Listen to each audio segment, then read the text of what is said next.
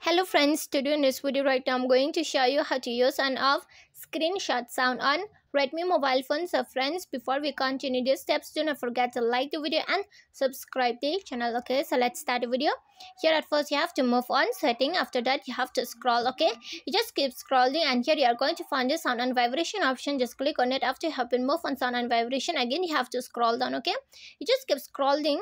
Okay, and here on the down no last second you are going to find the additional settings, so just click on it.